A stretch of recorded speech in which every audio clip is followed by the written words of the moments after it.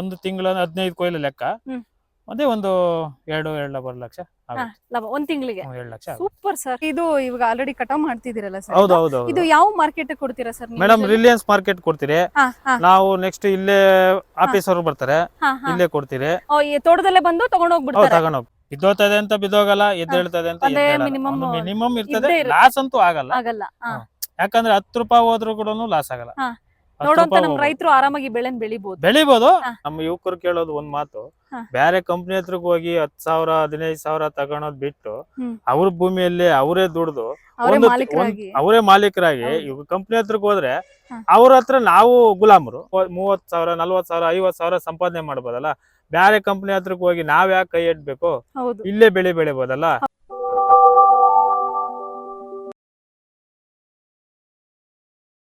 ಸ್ನೇಹಿತರೆ, ತಮ್ಮೆಲ್ಲರಿಗೂ ನೇತ್ರ ಕನ್ನಡತಿ ಯೂಟ್ಯೂಬ್ ಚಾನಲ್ಗೆ ಪ್ರೀತಿಯ ಸ್ವಾಗತ. ಸ್ನೇಹಿತರೆ, ನಾನಿವತ್ತು ನಾಟಿ ಸೌತೆಕಾಯಿ ಕೃಷಿಯ ಬಗ್ಗೆ ಮಾಹಿತಿನ ನೀಡ್ತಾ ಇದ್ದೀನಿ. ಸ್ನೇಹಿತರೆ, ಈ ತರಕಾರಿ ಒಂದು ಸಿಂಪಲ್ ಅಂತ ಅನ್ಸ್ಬೋದು ನಿಮಗೆ ನೋಡಲಿಕ್ಕೆ, ಆದರೆ 90 ದಿನಗಳಲ್ಲಿ ಈ ಒಂದು ಕೃಷಿಯಿಂದ ಎಷ್ಟು ಆದಾಯ ಗಳಿಸ್ಬೋದು ಗೊತ್ತಾ? ಕೇಳಿದ್ರೆ ನೀವೇ ಶಾಕ್ ಆಗ್ತೀರಾ. ಬನ್ನಿ, ಇವತ್ತು ಈ ತೋಟದಲ್ಲಿ ಇದ್ದೀವಿ, ಕಟಾವು ನಡೀತಿದೆ, ರೈತರನ್ನೇ ಮಾತಾಡ್ಸೋಣ. ಇದ್ರ ಲಾಭಗಳೇನು, ಯಾವ ಒಂದು ಮಾರ್ಕೆಟ್ಗೆ ಹಾಕ್ತಾರೆ, ಆಲ್ರೆಡಿ ಸಮ್ಮರ್ ಸ್ಟಾರ್ಟ್ ಆಗಿದೆ, ಡಿಮ್ಯಾಂಡು ಜಾಸ್ತಿ ಆಗಿದೆ. ಬನ್ನಿ ಕೇಳೋಣ ರೈತರನ್ನ ಏನು ಹೇಳ್ತಾರೆ. ಸರ್ ನಮಸ್ತೆ. ನಮಸ್ತೆ. ಸರ್ ನಿಮ್ಮ ಹೆಸರೇನು? ಚೆನ್ನೇಗೌಡ ಅಂತ. ಇದು ಯಾವ ಊರು ಸರ್? ಇದು ಅರಳೂರು, ಬೆಂಗಳೂರು ಗ್ರಾಮಾಂತರ, ಹೊಸಕೋಟೆ ತಾಲೂಕು, ಜಡಿಗೇನಹಳ್ಳಿ ಹೋಬಳಿ, ಅರಳೂರು ಗ್ರಾಮ. ಹೌದಾ? ಸರಿ ಸರ್. ಸರ್, ಇದು ನಾಟಿ ಸೌತೆಕಾಯಿ ಹಾಕಿದೀರಾ? ಹೌದು. ಇದು ಎಷ್ಟು ಎಕರೆಗೆ ಹಾಕಿದಿರಿ? ಇದು 1 ಎಕರೆಯಲ್ಲಿ ಹಾಕಿದೀರಿ. ಬೀಜ ಹಾಕಿದ್ದಲ್ವಾ ನೀವು? ಹೌದು, ಬೀಜ ಹಾಕಿದ್ವಿ. ಸರ್, ಇದು ಬೀಜ ಎಲ್ಲ ಎಲ್ಲಿಂದ ತಂದ್ರಿ, ಹೇಗೆ ಅಂತ ನೀವು? ಇದು ಹೊಸಕೋಟೆಯಲ್ಲಿ ಅಂಗಡಿಯಲ್ಲಿ ತಗೊಂಡ್ಬರ್ತೀರಿ. ಅಲ್ಲಿ ತಗೊಂಬಂದು ನಾವು ಬೀಜ ನಾಟಿ ಮಾಡಿ ಒಂದು 5 ದಿವಸಕ್ಕ ಮೊಳಕೆ ಬರುತ್ತೆ. 5 ದಿವಸಕ್ಕೆ ಮೊಳಕೆ ಬಂದ್ಮೇಲೆ ನಾವು ಅದನ್ನ ಒಂದು 20 ದಿವಸ ಆದ್ಮೇಲೆ ಕಡ್ಡಿ ಹಾಕ್ತಿರಿ. ಕಡ್ಡಿ ಹಾಕಿ ದಾರ ಹಾಕಿ ಆವಾಗ ಅಂಬು ಸ್ಟಾರ್ಟ್ ಆಗುತ್ತೆ. ಹೌದು. ಸೊ ಇದು ಬಳ್ಳಿ ಬೆಳೀತಾ ಹೋಗುತ್ತೆ. ಬೆಳೀತಾ ಇರುತ್ತೆ. ಗಿಡ ಹಾಕಿದ್ದು ಎಷ್ಟು ದಿವಸಕ್ಕೆ ನೀವು ಇದು ಫಸಲು ಕೊಡಕ್ ಸ್ಟಾರ್ಟ್ ಆಗುತ್ತೆ? ಇದು 2 ತಿಂಗಳು 20 ದಿವಸ ಆಗುತ್ತೆ. 2 ತಿಂಗಳು 20 ದಿವಸ ಫಸಲು ಸ್ಟಾರ್ಟ್ ಆಗುತ್ತೆ. ಅವಾಗ್ಲಿಂದ ಎಷ್ಟು ದಿವಸದವರೆಗೂ 3 ತಿಂಗಳು 20 ದಿವಸ ಗಂಟ ಇರುತ್ತೆ. ಕಟಾವ್ ಮಾಡ್ಬೋದು. ಓಕೆ ಸರ್, ಆಯ್ತು. ಈ ಬೇಸಿಗೆನಲ್ಲಿ ಹಾಕಿದೀರಾ? ನನ್ನ ಪ್ರಕಾರ ಇದು ಒಳ್ಳೆ ಡಿಮ್ಯಾಂಡ್ ಇದೆ ಅಂತ. ಹೌದು, ಡಿಮ್ಯಾಂಡ್ ಇದೆ. ನಾಟಿ ಸೌತೆಕಾಯಿ ಇಷ್ಟೇ ಹೈಟ್ ಬರೋದು ಸರ್ ಇದು? ಮೇಡಮ್, ಇದು ಹೆಚ್ಚು ಕಮ್ಮಿ ಒಂದು 6 ಅಡಿಯಿಂದ 7 ಅಡಿ ಗಂಟ ಬರ್ತೈತೆ. ಈ ಸೀಸನ್ ಅಲ್ಲಿ ಒಂದು ಮಿನಿಮಮ್ ಒಂದು 5 ಅಡಿ ಲಾಸ್ಟ್. ಅಂದ್ರೆ ಯಾಕೆ ಅಂತ? ಯಾಕಂದ್ರೆ ಚಳಿಗೆ ಬರಲ್ಲ. ಇಲ್ಲಿ ಆಚೆಗೆ ಏಪ್ರಿಲ್, ಜನವರಿ, ಫೆಬ್ರವರಿ, ಮಾರ್ಚ್ ಇಂದ ಆಚೆಗೆ ಯಾವ್ದೇ ಬೆಳೆ ಇಕ್ಕಿದ್ರು ಅದು ಜಾಸ್ತಿ ಹೈಟ್ ಬರ್ತೈತೆ. ಅವಾಗ ಇದ್ರಕ್ ಈ ಸುಳಿ ಇರ್ತೈತಲ್ಲ, ಇದು ಚೆನ್ನಾಗಿ ಓಡ್ತೈತೆ. ಈ ಕೊರೆಗಾಲದಾಗ ಇದು ಓಡೋದಿಲ್ಲ. ಈಗ ಇದು ಬೆಳೆ ಇಷ್ಟು ಚೆನ್ನಾಗಿ ಬೆಳೆದಿದ್ದೀರಲ್ಲ ಸರ್, ಇದು ಯಾವ ರೀತಿ ಬೆಳೆದ್ರಿ? ಈ ತರ ಒಂಥರ ಇಷ್ಟು ಚೆನ್ನಾಗಿ ಕಾಯಿ ಫಸಲೆಲ್ಲ ಬರ್ಲಿಕ್ಕೆ ಯಾವ ರೀತಿಯಾದಂತಹ ಕ್ರಮಗಳನ್ನ ನೀವು ಅನುಸರಿಸಿದ್ರಿ ಸರ್? ಮೊದಲು ಉಳುಮೆ ಮಾಡ್ತೀರಿ, 5 ನೇಗ್ಲು ಹಾಕ್ತಿರಿ, ಆಮೇಲೆ ರೋಟ್ ಹೊಡಿಸ್ತೀರಿ. ರೋಟ್ ಹೊಡೆದಿದ್ದಾದ್ಮೇಲೆ ಈ ಬೇಸಾಯ ಕೊಟ್ಟಿಗೆ ಗೊಬ್ಬರ ಇರ್ತೈತಲ್ಲ, ನಾಟಿ ಗೊಬ್ಬರ, ಅದನ್ನ ಹಾಕಿ ತಿರ್ಗಾ ಬೆಡ್ ಹಾಕ್ತಿರಿ. ಬೆಡ್ ಹಾಕಿದಾದ್ಮೇಲೆ ಡ್ರಿಪ್ ಪೈಪ್ ಎಳೆದು ಬೀಜ ನಾಟಿ ಮಾಡ್ತೀರಿ. ಅಂದ್ರೆ ಇದು ಡ್ರಿಪ್ ಇರಿಗೇಷನ್ ಅಲ್ವಾ ಇದೆಲ್ಲ? ಹೌದು, ಡ್ರಿಪ್ ಇರಿಗೇಷನ್. ಇದು 2 ಡ್ರಿಪ್ ಹಾಕಿದ್ದೀರಾ? ಹೌದು, 2 ಡ್ರಿಪ್. ಈ ಕಡೆ ಒಂದು, ಆ ಕಡೆ ಒಂದು. ಯಾಕೆ ಸರ್ 2 ಚೆನ್ನಾಗಿ ನೀರು? ಅಂದ್ರೆ ಈಗ ಏಪ್ರಿಲ್, ಮಾರ್ಚ್ ಇಂದ ಆಚೆಕ ಬಿಸಿ ಜಾಸ್ತಿ ಆಗಿರುತ್ತಲ್ಲ, ಅದಕ್ಕೆ ನೀರ್ ಕೊಡ್ಬೇಕು. ಅದಕ್ಕೆ 2 ಕಡೆ ಕೊಟ್ರೆ ಚೆನ್ನಾಗಿ ತಣು ಆತೈತೆ. ಒಂದಾದ್ರೆ ಒಂದ್ ಕಡೆ ಅಷ್ಟೊಂದು ತಣು ಅಲ್ಲ. ಸೌತೆ ಗಿಡ ಅಂದ್ಮೇಕ ತೇವ ಚೆನ್ನಾಗಿರ್ಬೇಕು.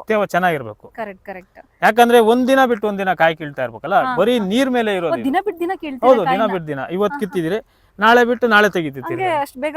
ಹೌದೌದು. ಇದು ಯಾಕಂದ್ರೆ ನೀರ್ ಮೇಲೆ ಇರೋದು. ನಾವು ನೀರ್ ಎಷ್ಟು ಜಾಸ್ತಿ ಕೊಡ್ತೀರಾ ಅಷ್ಟು ಚೆನ್ನಾಗಿ ಕಾಯಿನೂ ಬರ್ತಾ ಇರ್ತದೆ. ಸರಿ ಸರ್. ಈಗ ನೀವು ಬೀಜ ಉಣ್ತೀರಿ ಅಂತ ಹೇಳಿದ್ರಲ್ಲ, ಎಷ್ಟಡಿಯಿಂದ ಎಷ್ಟಡಿಗೆ? ಮೇಡಮ್, ಇದು 1.5 ಅಡಿ ಅಂತರ ಇರ್ಲೇಬೇಕು. 1.5 ಅಡಿ ಇರ್ಬೇಕು. ಒಂದು ಬೀಜದಿಂದ ಇನ್ನೊಂದು ಬೀಜಕ್ಕೆ 1.5 ಅಡಿ ಇರ್ಬೇಕು. ಅಂತರ ಇರ್ಬೇಕು. ಇದು ಎಷ್ಟು ಅಂತರ ಇರ್ಬೇಕು? ಇದು 4ರಿಂದ 4.5ರಿಂದ 5 ಅಡಿ ಇರ್ಬೇಕು. ಇದು ಸಾಲು. ಹೌದು. ಈ ಕಿತ ಬ್ಯಾಸ್ಗೆ ಅಂದ್ಬಿಟ್ಟು ಕೊರೆಗಾಲ ಅಂದ್ಬಿಟ್ಟು 4 ಅಡಿಗೆ ಹಾಕಿದೀವಿ ಅಷ್ಟೇ. ಇಲ್ಲಿ ಆಚೆಗೆ ಹಾಕೋದು 4.5 5 ಅಡಿ ಇರ್ಬೇಕು. ಆಮೇಲೆ ನೀವು ಗೊಬ್ಬರ ಎಲ್ಲ ಹಾಕಿ ಬೆಡ್ ಎತ್ತಿ ಇದು ಡ್ರಿಪ್ ಇರಿಗೇಷನ್ ಎಲ್ಲ ಮಾಡ್ತೀರಾ, ಆಮೇಲೆ ನಾಟಿ ಮಾಡ್ತೀರಾ. ಅದಾದ್ಮೇಲೆ ಅದು ಮೊಳಕೆ ಬರ್ತಾ ನೀವು ಕಡ್ಡಿ ಹಾಕಿ ದಾರ ಹಾಕ್ತಿರಿ, ಕೋಲ್ ಹಾಕಿ ದಾರ ಹಾಕ್ತಿರಿ. ಸರಿ ಸರ್, ಆಯ್ತು. ಒಟ್ಟಾರೆ ನೀವು ಇಷ್ಟು ಮಾಡ್ಲಿಕ್ಕೆ ನಿಮ್ಮ 1 ಎಕರೆಗೆ ಎಷ್ಟು ಬಂಡವಾಳ ಬಿತ್ತು ಅಂತ ಸರ್? ಮೇಡಮ್, ಈಗ ಬೀಜ ಉಣೋತಾಗಿಂದ ಹಿಡ್ದು ನಾವು ಕಟಾವು ಲಾಸ್ಟ್ ಕೊನೆ ಆಗೋ ಪಟ್ಟಿಗೆ 1 ಎಕರೆಗೆ ಮಿನಿಮಮ್ ಏನಿಲ್ಲ ಅಂದ್ರೆ 1 ಲಕ್ಷ ರೂಪಾಯಿ ಖರ್ಚು ಬರುತ್ತೆ. ನೀವು ಇದು ಕಟಾವ್ ಮಾಡ್ತಾ ಇದೀರಾ ಆಲ್ರೆಡಿ? ನೀವು ಮತ್ತೆ ನಿಮ್ ವೈಫ್ ಇಬ್ಬರೇ ಕಟಾವ್ ಮಾಡ್ಬಿಡ್ತೀರಾ? ಇಲ್ಲ, ಲೇಬರ್ಸ್ ತಗಂತೀರಿ. ಕಾಯಿ ಒಂದ್ 2 ಕೊಯ್ಲು 3 ಕೊಯ್ಲು ಆಗೋ ಗಂಟ ನಾವು ಲೇಬರ್ಸ್ ತಗೊಳಲ್ಲ. ಆಮೇಲೆ ಲೇಬರ್ಸ್ ತಗೊಂಡು, ಯಾಕಂದ್ರೆ ಜಾಸ್ತಿ ಸಿಗ್ತೈತಲ್ಲ, ಜಾಸ್ತಿ ಸಿಗ್ತಾ ಲೇಬರ್ಸ್ ತಗೊಂಡು. ಕರೆಕ್ಟ್. ಇದಿನ್ನು ಹೊಸದ ಈಗ ಬರ್ತಾ ಇದೆ ಗಿಡ, ಹಂಗಾಗಿ ನೀವಿಬ್ರ ಮ್ಯಾನೇಜ್ ಮಾಡ್ಬೋದು. 1 ಎಕರೆಯಲ್ಲಿ ಮಿನಿಮಮ್ ನಾವು ಇಬ್ರಾದ್ರೂ 1 ಟನ್ ಕಾಯಿ ಕೀಳ್ಬೋದು, ಏನ್ ತೊಂದ್ರೆ ಏನಿಲ್ಲ. 1 ಟನ್ ಕಾಯಿ ನಾವು ಒಂದ್ 2 ಅವರ್ 3 ಅವರ್ ಕಿತ್ತಾಕ್ಬೋದು, ಹಾಳ್ ಬೇಕಾಗಿಲ್ಲ. ಆಮೇಲೆ ಒಂದು 3 ಕೊಯ್ಲು ಆದ್ಮೇಲೆ ಜಾಸ್ತಿ ಟನ್ನೇಜ್ ಬರ್ತೈತಲ್ಲ, ಆವಾಗ ಹಾಳು ತಗೊಬೇಕಾಗ್ತದೆ. ಸರಿ ಸರ್. ಸರ್ ಅಂದ್ರೆ ಇವಾಗ ಈ ಬೆಳೆ ಬೆಳಿಲಿಕ್ಕೆ ಯಾವ ಮಣ್ಣು ಸೂಕ್ತ ಅಂತ ಹೇಳ್ತೀರಾ? ಇಲ್ಲ ನಾನ್ ನೋಡ್ತಾ ಇದೀನಿ ಕೆಂಪು ಮಣ್ಣು. ಮಣ್ಣು ಸೂಕ್ತ ಅಂದ್ರೆ ನಾವು ಕೆಬ್ಬೆ ಮಣ್ಣು, ಇದು ಒಂಥರ ಕೆಂಪು ಮಣ್ಣು ಅಲ್ವಾ, ಇದು ಸೂಕ್ತಾನೆ. ಕರೆ ಮಣ್ಣಲ್ಲಿ ಆಗಲ್ಲ, ಆ ಕರೆ ಮಣ್ಣಲ್ಲಿ ಆಗಲ್ಲ. ಮಣ್ಣಲ್ಲಿ ಅದ್ರಲ್ಲೂ ಆಗಲ್ಲ, ಸ್ವಲ್ಪ ಕಡಿಮೆ ಇಳುವರಿ ಬರ್ತೈತೆ, ಹೈಟ್ ಬೆಳೆನೂ ಅಷ್ಟ್ರಾಗೆ ಆಗ್ತದೆ. ಅಂದ್ರೆ ಕೆಬ್ಬೆ ಮಣ್ಣು ಚೆನ್ನಾಗುತ್ತೆ. ಈಗ ಇವಾಗ ಆಲ್ರೆಡಿ ಕಟಾವ್ ಮಾಡ್ತಿದ್ದೀರಲ್ಲ ಸರ್, ಹೌದೌದು. ಇದು ಯಾವ ಮಾರ್ಕೆಟ್ ಕೊಡ್ತೀರಾ ಸರ್? ಮೇಡಮ್ ರಿಲಯನ್ಸ್ ಮಾರ್ಕೆಟ್ ಕೊಡ್ತೀರಿ ನಾವು. ನೆಕ್ಸ್ಟ್ ಇಲ್ಲೇ ಆಫೀಸ್ ಅವರು ಬರ್ತಾರೆ, ಇಲ್ಲೇ ಕೊಡ್ತೀರಿ. ತೋಟದಲ್ಲೇ ಬಂದು ತಗೊಂಡೋಗ್ತಾರೆ. ಅಂದ್ರೆ ಕಾಯಿ ಯಾವ ತರ ಸೆಲೆಕ್ಟ್ ಮಾಡ್ತಾರೆ ಸರ್ ಅವರು? ಮೇಡಮ್ ಅದು ಫಸ್ಟ್ ಕ್ವಾಲಿಟಿದು ತೋರಿಸ್ತೀರಿ, 1 ನಿಮಿಷ.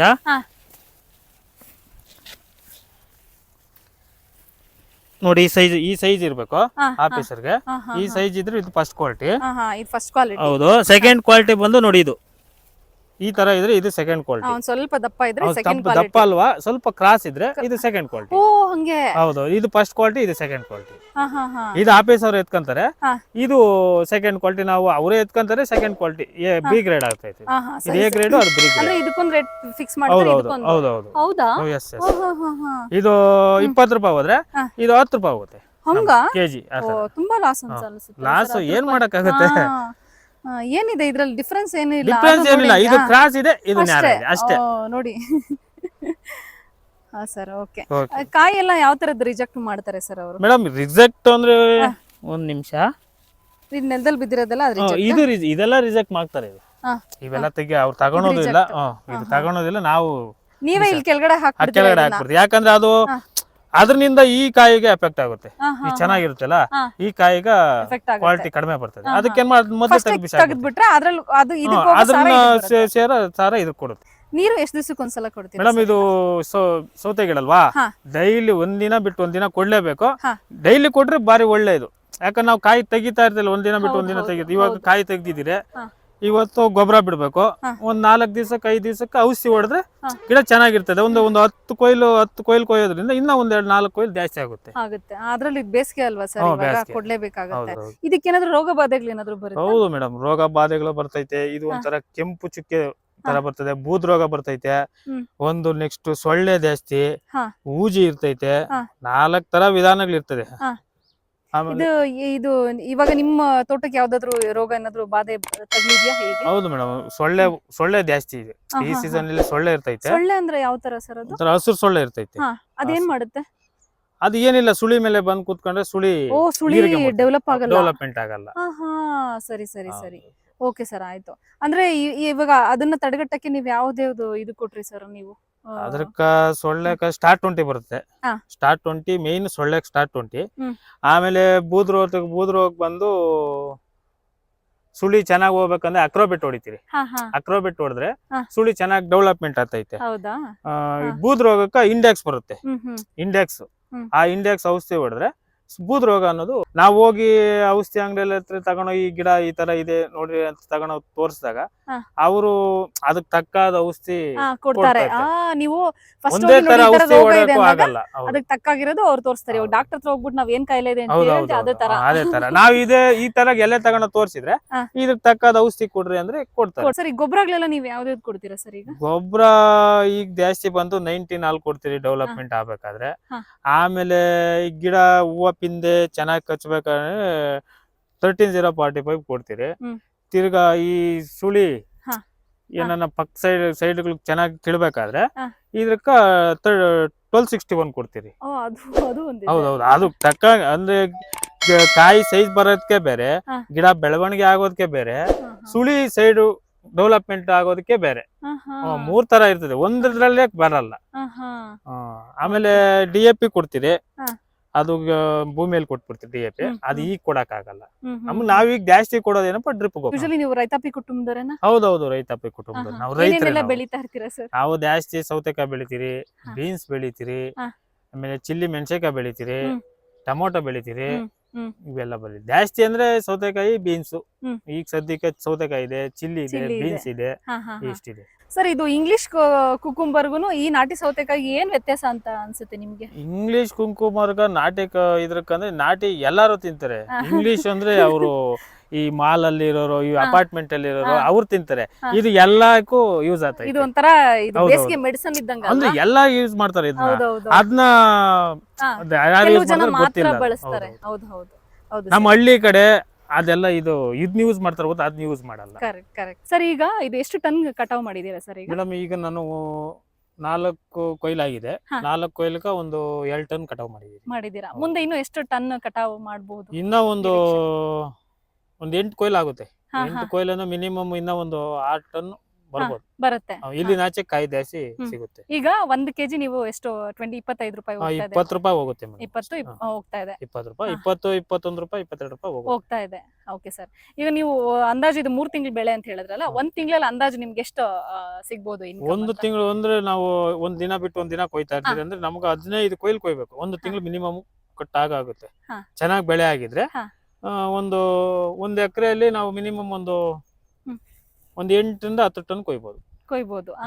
ಅಂದ್ರೆ 1 ತಿಂಗಳಿಗೆ ಮಿನಿಮಮ್ ಎಷ್ಟು ಲಾಭ ತಗೋಬಹುದು ಅಂತ ಸರ್?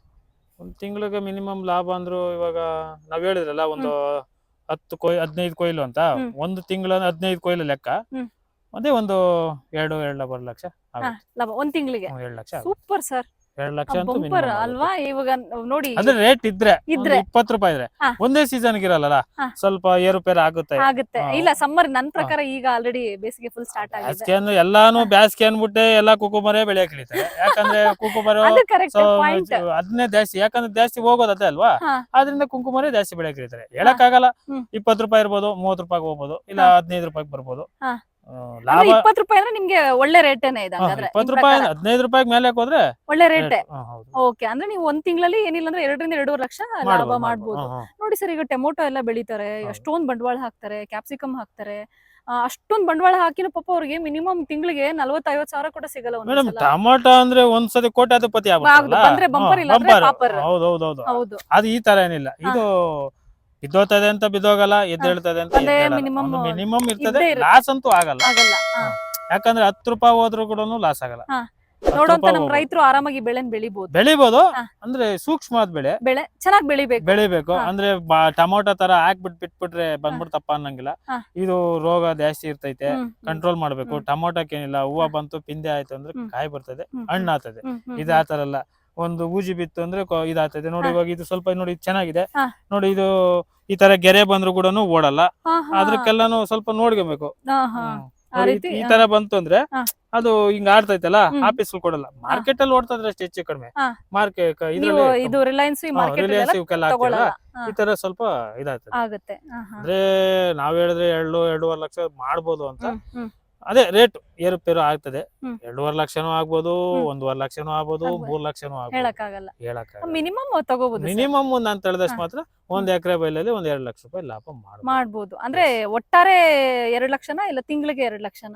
ಒಟ್ಟು ಬೆಳೆ 1 ಲಕ್ಷ ನಾವು ಇದು ಖರ್ಚು ತೆಗೆದು ಬಿಡೋದು 2 ಲಕ್ಷ ಮಿನಿಮಮ್ 2 ಲಕ್ಷ ಅಂದ್ರೆ 3 ತಿಂಗಳು ನಮ್ ಬೆಳೆ ಬರ್ತದೆ. ನಾನು ಹೇಳಿದೆ 2 ತಿಂಗಳು 20 ದಿವಸಕ್ಕೆಲ್ಲ ಬರ್ತೈತಿ. 3 ತಿಂಗಳಿಗೆ ಏನಿಲ್ಲ ಅಂದ್ರೆ 70,000-80,000 ರೂಪಾಯಿ ಲಾಭ ಸಿಗುತ್ತೆ. ಸಿಗುತ್ತೆ ಸಿಗಲ್ಲ ಅನ್ನೋದೇನಿಲ್ಲ. ಅಂದ್ರೆ ಹುಷಾರಾಗಿ ಬೆಳೆನ ಮೇಂಟೈನ್ ಮಾಡಬೇಕು. ಇದು ಬಾರಿ ಸೂಕ್ಷ್ಮವಾದ ಬೆಳೆ. ಗೊಬ್ಬರ ಟೈಮ್ ಔಷಧಿ ಹೊಡ್ಕೊಂತ ಇದ್ರೆ ಒಂದು 15 ಕೊಯ್ಲು ಕೊಯ್ಬೋದು, ಚೆನ್ನಾಗಿ ಕಟಾವ್ ಮಾಡ್ಬೋದು. ಇಲ್ಲ ಅಂದ್ರೆ ನಾವು ನೆಗ್ಲೆಕ್ಟ್ ಮಾಡಿದ್ರೆ ಒಂದ್ 4 ಕೊಯ್ಲು ಈಗ ಆಗಿದೆ, ಈ ನೆಗ್ಲೆಕ್ಟ್ ಮಾಡಿದ್ರೆ ಇನ್ನೊಂದು 5 ಕೊಯ್ಲು 6 ಕೊಯ್ಲ್ಕ ಕೊನೆ ಆಗ್ಬಿಡುತ್ತೆ.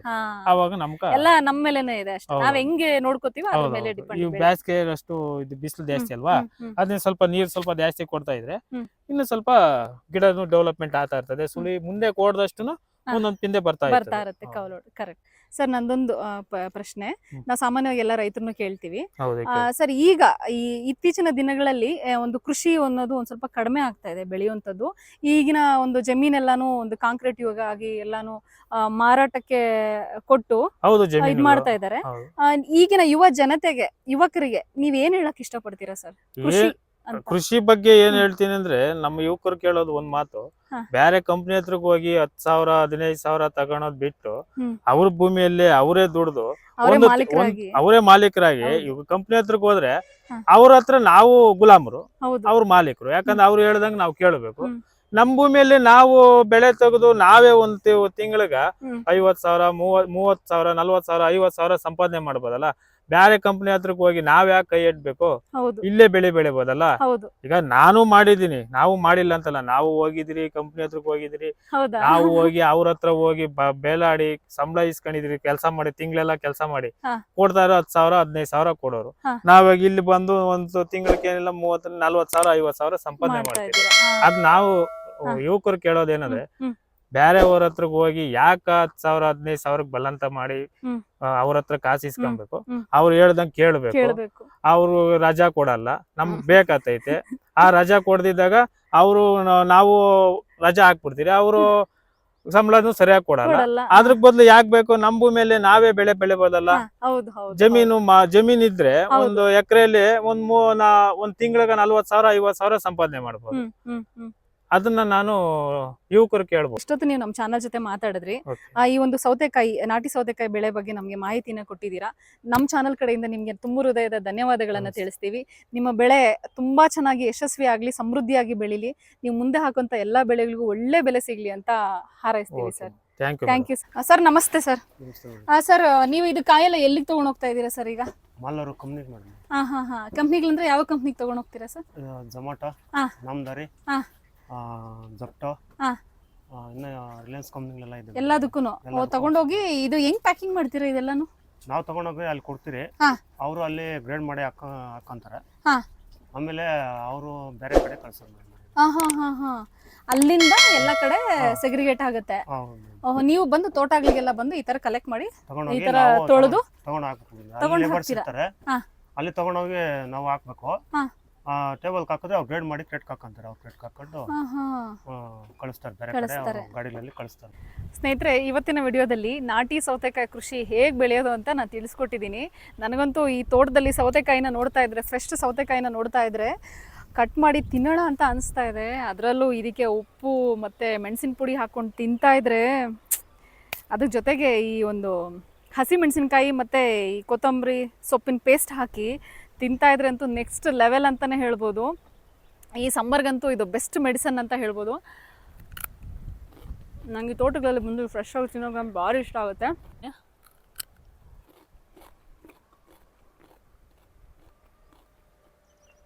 ಸಖತ್ ಕ್ರಂಚಿ ಆಗಿದೆ ಸ್ನೇಹಿತರೆ. ಈ ಸೌತೆಕಾಯಿ ಈ ಒಂದು ಸಮ್ಮರ್ಗೆ ಇದು ಬೆಸ್ಟ್ ಮೆಡಿಸನ್ ಅಂತಲೇ ಹೇಳ್ಬೋದು. ಯಾವ ಎ ಸಿನೂ ಬೇಡ, ಯಾವ ಕೋಲ್ಡ್ ವಾಟರು ಬೇಡ ಅನಿಸುತ್ತೆ, ಅಷ್ಟು ಚೆನ್ನಾಗಿದೆ. ಈ ವಿಡಿಯೋ ನಿಮ್ಮೆಲ್ರಿಗೂ ಇಷ್ಟ ಆಗಿದೆ ಅಂತ ಭಾವಿಸ್ತೀನಿ. ನಮ್ಮ ವಿಡಿಯೋಗಳು ಇಷ್ಟ ಆಗ್ತಾ ಇದ್ದರೆ ದಯವಿಟ್ಟು ನೇತ್ರ ಕನ್ನಡತಿ ಯೂಟ್ಯೂಬ್ ಚಾನಲ್ಗೆ ಸಬ್ಸ್ಕ್ರೈಬ್ ಮಾಡ್ಕೊಳ್ಳೋದನ್ನು ಮರಿಬೇಡಿ. ನಿಮ್ಮೆಲ್ಲರ ಸಪೋರ್ಟು ನಮಗೆ ತುಂಬ ಮುಖ್ಯ ಅಂತ ಹೇಳ್ತಾ, ಜೈ ಹಿಂದ್, ಜೈ ಕರ್ನಾಟಕ ಮಾತೆ, ಸರ್ವೇ ಜನ ಸುಖಿನೋ ಭವಂತು. ಧನ್ಯವಾದಗಳು.